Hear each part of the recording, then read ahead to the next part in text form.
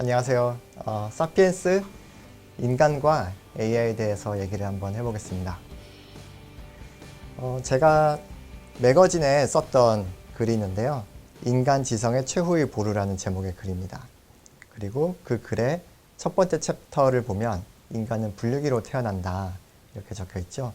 오늘은 짧게 첫 번째 챕터에 해당하는 내용을 얘기를 해보겠습니다. 저는 애트리 한국전자통신연구소 일을 하고 있고요.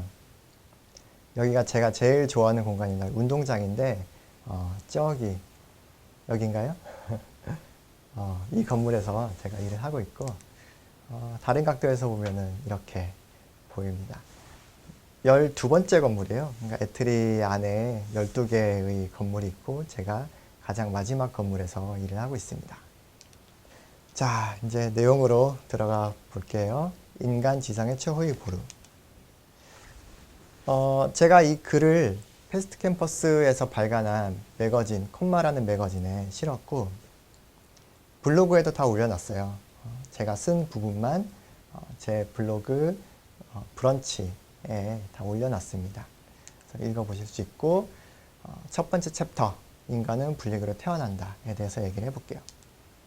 제가 썼던 글 중에 저기 첫 번째 단락만 크게 확대해서 읽어보도록 하겠습니다. 인간은 천생 불육이로 태어난다. 생후 2개월이 된 아기들도 배경에서 물체를 분리할 줄 안다. 망막의 시세포를 건드린 빛은 시신경을 지나면서 위계가 생긴다. 어떤 빛은 주인공이 되고 어떤 빛은 조연이 된다. 떠돌아다니는 빛 알갱이들이 위계가 있을 리가 없잖아요. 누가 위에고 누가 아래고 누가 주인공이고 누가 조연이고 그런 것들이 있을 리가 없지만 우리 눈으로 들어오는 순간부터는 우리 뇌에서 각각의 빛에 대해서 위계를 만들어 준다는 거죠. 혹시 이 그림을 아시나요? 이 그림 누가 그렸을까요? 프랑스 파리에 이 그림이 처음 걸렸을 때 이게 무슨 그림이냐, 그저 인상에 지나지 않는다고 나쁘게 얘기한 비평가들이 있었어요. 그 비평가들이 했던 얘기 중에 그 인상에 지나지 않는다 그 말을 따서 인상주의라는 장르가 생겼습니다. 인상주의 화가 모네가 그린 그림이고 제목은 해돋이라고 하는 그림이에요. 여기 보면은 그저 물감 얼룩일 뿐이잖아요. 그리고 저 빛이 우리 눈으로 들어오는 순간 어떤 것은 조연이고 어떤 것은 주연이고 어떤 것은 물체고 어떤 것은 배경이고 저 빨갛게 그려진 것은 태양이고 까맣게 그려진 것은 사람이고 나머지는 바다거나 하늘이거나 배경이 되는 거죠. 그런 것들을 우리 뇌에서 자연스럽게 처리를 한다는 겁니다. 그래서 저는 세상을 색칠한다고 생각을 하고 있어요. 왜냐하면 색깔이란 것은 자연계에 존재하는 성질이 아니에요. 우리 뇌로 들어오는 순간 우리 뇌가 우리가 보는 자연계 화면을 색칠하고 있는 거죠. 삼원색을 보는 동물이 많지 않습니다. 우리랑 친하게 지내는 강아지들도 빨간색을 보지 못해요. 그래서 강아지랑 산책 나갔다가 이런 장면을 봤다 그러면은 옆에 있는 강아지는 아마 이렇게 보고 있을지도 몰라요. 같은 공간에 있지만 세계를 다르게 인식하고 있는 거죠. 그래서 파블로 피카소는 이렇게 얘기를 했다고 합니다. 색깔은 기호일 뿐이다. 실제하는 것은 오로지 명암이다. 밝고 어두운 거. 이 그림은 제가 그냥 인터넷에서 돌아다니다가 어떤 블로그 대문에 걸린 그림을 보고 무릎을 탁 치면서 와, 이거 너무 신박하다 해서 가져온 그림이에요. 블로그 주인이 누군지도 몰라요, 사실. 이 그림이 신박한 이유는 우리 뇌를 옆에서 본 모습하고 너무 똑같이 생긴 거예요. 그래서 저는 뇌가 단번에 떠올랐거든요. 저기 고양이 얼굴이 있는 부분, 거기가 언어 영역을 담당하는 중추입니다. 그리고 고양이 꼬리 부분에, 꼬리가 아니라 엉덩이 부분에 소뇌가 있죠. 거기서부터 꼬리가 시작되는데, 고양이 꼬리 부분에 특별히 중요한 신경세포들이 모여 있어요. 그 얘기는 조금 이따가 더 해보도록 하겠습니다. 자연계에 반사된 빛들 중 일부가 우리 눈으로 들어오죠. 그러면 망막의 시신경들을 건드리고, 그 시신경들은 신호를 전달해서 머리 뒤쪽까지 갑니다. 근데 신경들이 신호를 전달하면 머리 뒤꿈치까지 갔다가 다시 앞으로 오는데, 이때부터 두 갈래로 갈라져요. 머리 꼭대기로 가는 길이 하나가 있고, 머리 옆으로 가는 길이 하나가 있어요. 그래서 위로 가는 길은 웨얼 패스웨이라고 해서 뭐가 어디에, 어떤 물체가 어디에 있는지를 판단하는 부분이고, 옆으로 가는 패스웨이를 왓 패스웨이라고 합니다. 그래서 뭐가 어디에 있는데 그것이 무엇인지를 판단하는 그런 일들을 하죠. 우리가 밤거리 지나가다가 뭐가 휙 지나갔어요. 그러면은 깜짝 놀라면서 뭐지? 여기에 뭐가 지나갔는데? 이렇게 반응을 먼저 한 다음에 잠시 후에 비닐봉지였구나, 아니면 고양이였구나, 아니면 혹시 뱀이었구나, 뭐 여러 가지 가능성이 있겠죠. 그렇게 나중에 그것이 무엇인지를 판단하게 되는 것처럼 약간 시간차가 있는 프로세싱입니다. 같은 그림이에요. 왼쪽에 눈이니까 머리 앞부분이고, 머리 뒤까지 갔다가 하나는 어디오 패스웨이, 하나는 무어 패스웨이로 갈라져서 신호가 전달이 됩니다. 근데 여기 보면 어디 패스웨이는 흑백으로 표시가 되어 있죠. 칼라 정보를 전달하지 않아요. 쉽게 말하면 흑백 이미지만을 전달하고 있는 겁니다. 그리고 무어 패스웨이는 칼라 이미지를 전달하고 있는 거고요. 그래서 어디 패스웨이는 조금 신호 처리가 빨라요. 여기에 뭔가가 있구나. 무어 패스웨이는 한 발짝 늦게 그것이 고양이였구나, 이렇게 알게 되는 거죠. 자, 모네의 해돋이 그림을 다시 한번 볼게요. 모네가 뭔가 이 그림에 특별한 트릭을 숨겨놨는데요. 저 해가 약간 일렁일렁 거리는 느낌을 주고 있다면 그것이 아마 모네가 의도했을지도 모르는 현상입니다. 모네의 그림을 포토샵으로 색깔을 싹 지워버릴게요. 명암, 흑백 이미지만 남기는 거죠. 그러면은 어디 패스웨이는 어떤 정보가 간다고요? 흑백 이미지가 가거든요. 그럼 어디 패스웨이가 보는 그림은 흑백 이미지인데, 그 그림에서는 해와 하늘, 그러니까 주인공과 조연, 물체와 배경이 거의 구분되지가 않아요.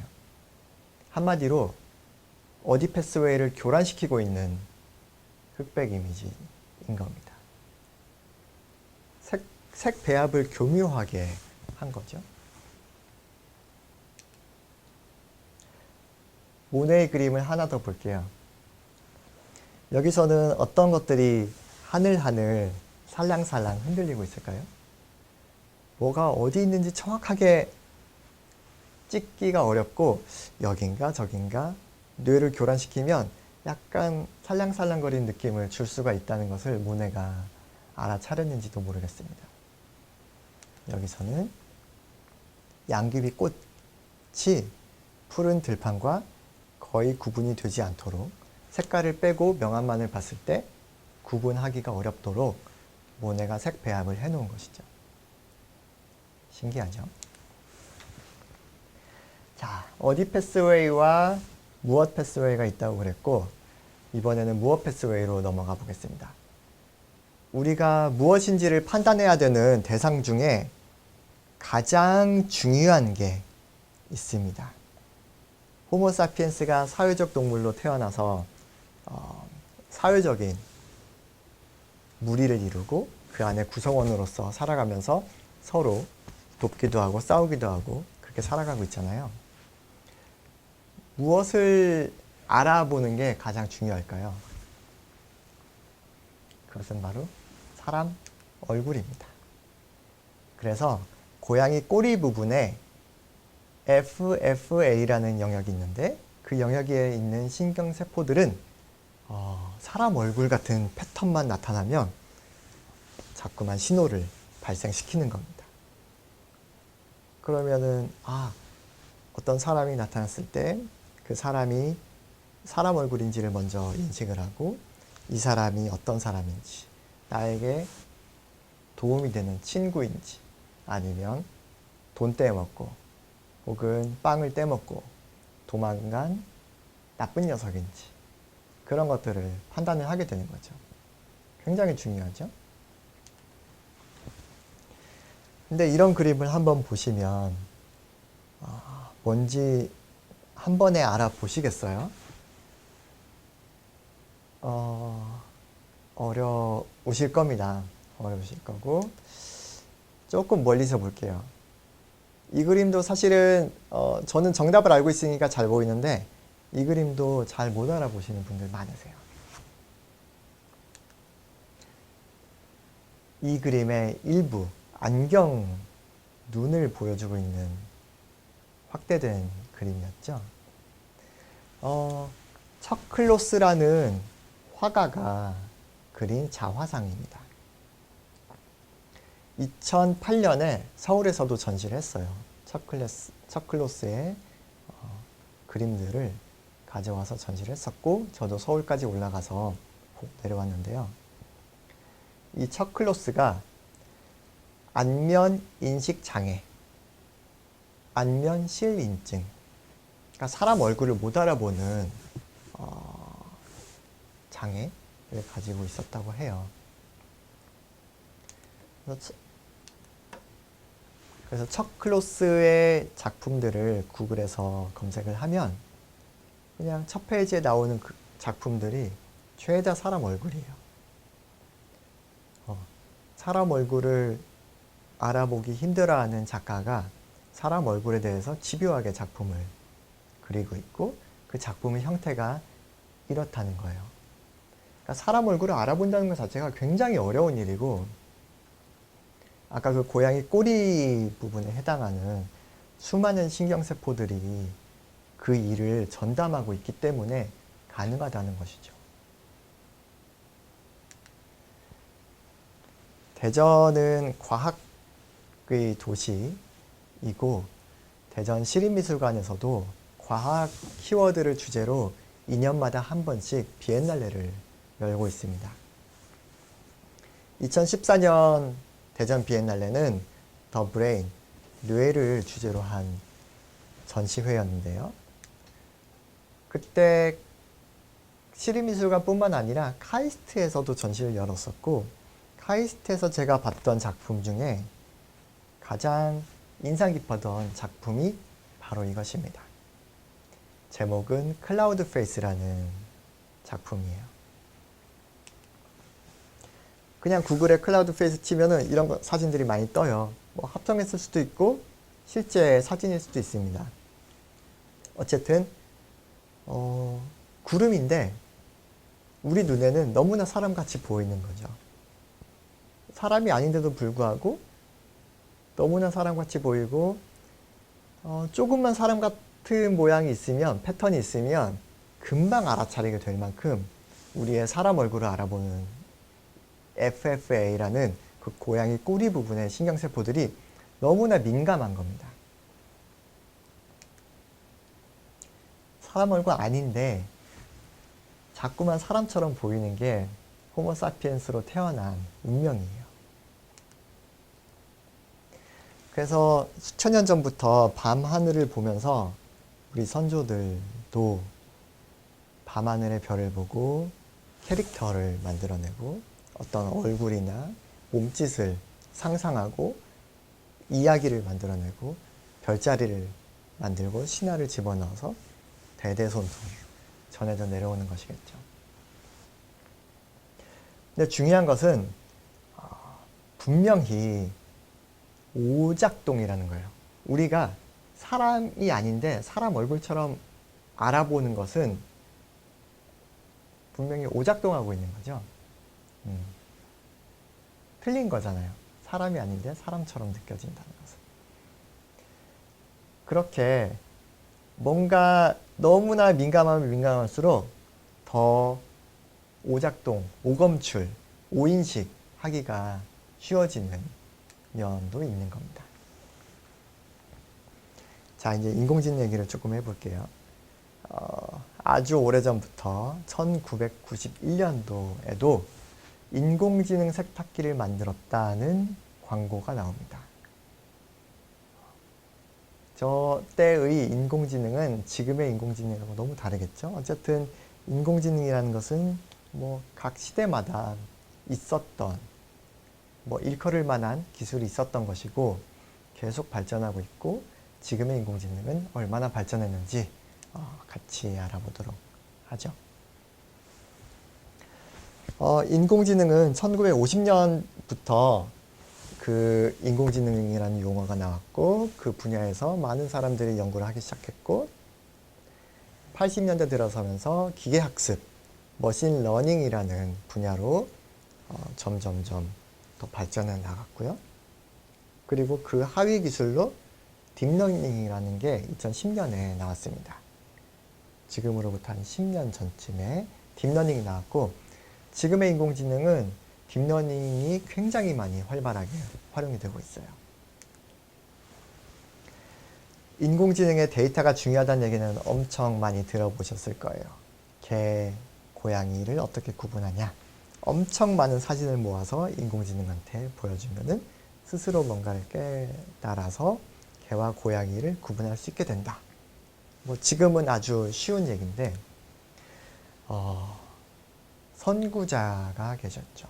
스탠포드 대학교의 페이페이 리라는 교수가 엄청 많은 이미지를 모아서 각각의 이미지에 들어있는 내용을 사람이 꼬리표를 붙이도록 합니다. 그래서 그렇게 모아놓은 이미지 데이터로 경연대회를 열어요. 컨테스트를 열어요. 인공지능을 개발하는 개발팀들이 자기네 기술을 가지고 이 그림이 무엇이다라는 문제를 푸는 대회에 출전을 하는 겁니다.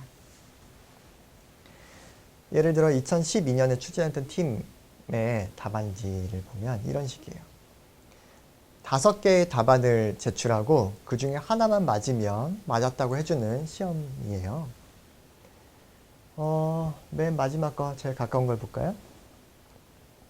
이 문제의 정답은 레오파드고 이 팀이 제출한 답은 레오파드, 제규어, 치타, 어쩌고 저쩌고. 레오파드가 5개 안에 포함되어 있었고 정답과 일치했기 때문에 맞았다 라고 하는 거죠. 틀린 문제를 하나 볼까요? 체리가 정답이었던 이 문제에 이 팀이 제출한 답안은 달마시안이었어요. 그리고 두 번째로는 포도를 얘기했네요. 그렇지만 사람이 써놨던 정답 체리와는 달랐기 때문에 오답 처리가 된 겁니다. 그렇지만 인공지능이 이 문제를 틀렸다고 해서 그림을 완전히 이해하지 못한 건 아니죠. 분명히 그림의 절반은 달마시안이 차지하고 있습니다. 문제 중에 하나가 이런 게 있어요. 이 문제는 굉장히 어려운 문제라고 느끼실 겁니다. 여러분들도 한번 맞춰보세요. 저기 나무 위에 있는 동물의 이름을 맞춰주시면 됩니다. 무엇일까요?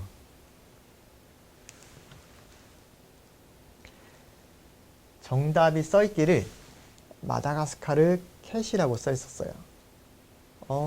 마다가스카르 섬에 있는 어떤 고양이라고 써 놓은 것 같아요. 그리고 인공지능이 제출한 답안은 스콜 먼키, 스파이더 먼키, 티티 인디리, 하울러 먼키 5개 다 답이 틀렸죠. 근데 저는 이 그림을 보고 아무리 봐도 원숭이인데 왜 캣을 정답이라고 할까라는 의문을 가졌어요. 그래서 엄청 열심히 구글링을 했습니다. 그래서 제가 알아낸 사실은 이 그림의 정답이 마다가스카르 캣이 아니고 리머라는 여우 원숭이의 일종이라는 것이었어요. 누가 봐도 리머죠. 그리고 인공지능이 낸 답안 5개는 TT인들이 죄다 원숭이과예요. 그러니까 사람이 쓴 정답보다 인공지능은 좀 더 가까운 답을 쓰고 있었고, 사람도 정답을 이미 잘못 적어 넣었을 수도 있다는 거예요. 그리고 여러분들이나 제가 풀기에도 이 문제는 만만치 않은 문제다라는 거죠. 자, 이런 문제를 푸는 대회에서 팀들의 성적을 한번 볼게요. 2010년에 1등한 팀의 성적이 70점이었어요. 100문제 중에 70문제를 맞힌 거예요. 그 다음 해에는 75점 정도로 올라갔죠. 그리고 2012년이 되면서 무려 10점 정도 갑자기 성적이 오릅니다. 무엇 때문에요? 네, 딥러닝 기술 때문에 갑자기 성적이 급격히 오르게 됩니다. 그리고 2013년부터는 어떻게 되나요? 죄다 딥러닝 기술로 출전을 하게 되는 거죠. 전통적인 방법, 기존의 방법은 이제는 딥러닝한테 상대가 안 되게 되었고, 딥러닝 기술을 쓰기 시작한 이후부터 또 계속 성적이 올라가고 있습니다. 자, 같은 건데 1등한 팀 성적만 따로 뽑아 놓은 거예요. 쭉 연도가 가면서 성적이 점점 좋아지는데 밑으로 내려가면 내려갈수록 성적이 더 좋아지는 겁니다. 100문제 중에 5문제를 틀렸다, 10문제를 틀렸다, 틀린 문제로 지금 그래프를 그린 거거든요. 자, 그래프를 보니까 점선이 있어요. 저 점선이 뭘까요? 점선이 뭘까요? 네, 인간의 능력. 여러분과 저의 시험 점수 평균이 100문제 중에 95점이에요. 5문제 틀렸다는 거죠. 그게 점선으로 표시되어 있고 2015년, 16년을 넘어가면서 인간의 능력을 이미 넘어섰습니다. 인공지능 딥러닝 기술이. 그리고 100문제 중에 2문제밖에 틀리지 않을 정도로 성적이 좋아졌어요. 그 말은 뭐냐면 아까 보셨다시피 이미 문제의 정답이 틀려 있을 수도 있고 뭐 그런 문제들까지 맞춰야 될 필요가 있는 것도 아니고 그래서 이제 갈 때까지 갔다. 이 기술은 충분히 갈 때까지 갔다. 그래서 2017년 이후에 이 대회가 아예 사라집니다. 더 어려운 문제를 풀어야겠다고 생각을 하는 거죠. 자, 피카소 말을 다시 한번 볼까요? 색깔은 기호일 뿐이고 실제하는 것은 오로지 명암이다. 자, 이 기술도 벌써 5년 전이에요.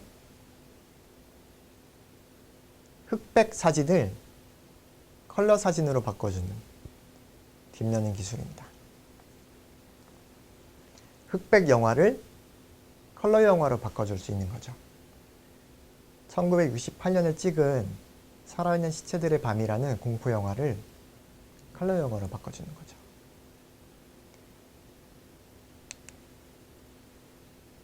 (1909년에) 촬영한 저 소년의 사진을 컬러로 바꾼다고 할 때 옛날에는 옛날이라고 해봐야 5년 전이에요.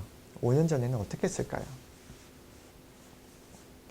포토샵을 잘하는 아티스트들이 한 땀 한 땀 레이어 따고 색깔 입히고 자연스럽게 색깔 덧입히고 그 작업을 수없이 반복한 끝에 저런 자연스러운 컬러 이미지를 얻을 수가 있었겠죠. 그렇지만 지금은 인공지능이 바로 판단을 하는 거예요. 아, 이러한 형태의 장면이라면 이러한 색깔을 넣는 것이 자연스러워 라는 것을 바로 판단하고 그냥 픽셀 바이 픽셀 색깔을 집어넣는 거죠. 분류하는 겁니다. 여기는 이 색깔, 여기는 바로 옆에는 조금 다른 색깔. 그렇게 해서 컬러 이미지를 만든다는 거예요. 꽤 자연스럽죠? 그러나 실제 그 당시에 색깔들이 저랬냐? 질문하는 것은 저는 큰 의미가 없다고 생각해요. 빛에 따라서 달라지고 사람마다 색깔을 받아들이는 감각도 다르고 어차피 색깔이라는 것은 실존하는 실체가 아니에요. 그저 자연스러워 보이게 판단해서 그려주면 되는 거예요.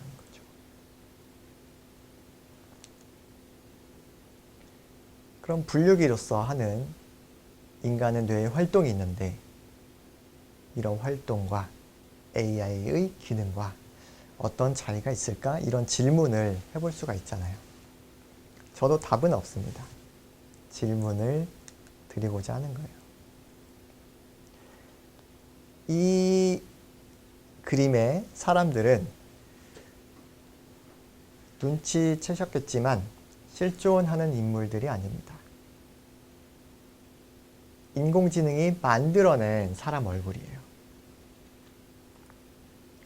근데 보기에 전혀 어색함이 없죠? 아까 우리의 얼굴 인식기가 얼마나 민감한지 얘기를 했는데 그토록 민감한 얼굴 인식기도 통과할 만한 사람 얼굴을 만들어내는 거죠.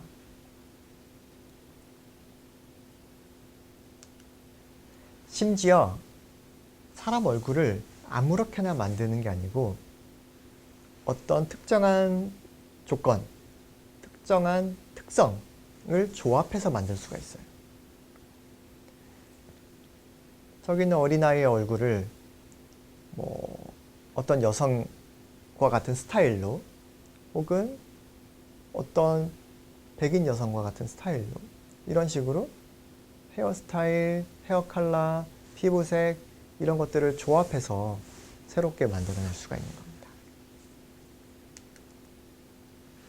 이 기술은 애틀에 있는 동료 연구원이 개발한 기술입니다. 포토샵에서 사진 편집하는 기술이죠. 포토샵에 저게 들어있진 않지만 언젠가 들어가기를 기대를 하고 있는 기술입니다. 그냥 마음에 안 드는 부분을 싹 지우고 만화처럼 그림을 그려넣기만 하면 그냥 그 형태로 자연스럽게 사진을 바꿔주는 기술이죠. 색깔도 넣어주고요. 형태도 바꿔주고요. 사진을 자연스럽게 편집할 수 있는 기술입니다. 여기 세 번째 줄에 있는 아저씨를 볼까요? 머리를 싹 지우고 까만색, 빨간색 조합해서 낙서를 넣었더니 머리카락을 만들어주는 거예요. 적당히 빨간 느낌이 도는 헤어 컬러를 만들어주는 거죠. 네 번째에 있는 여성의 귀 부분을 싹 지우고 귀걸이를 그려 넣었더니 귀걸이를 만들어서 걸어주는 겁니다. 아, 이쯤에 귀걸이가 이렇게 생긴 귀걸이가 있으면 자연스럽겠다 라고 생각해서 넣어주는 거죠. 이런 기술들이 지금은 가능하게 되었어요.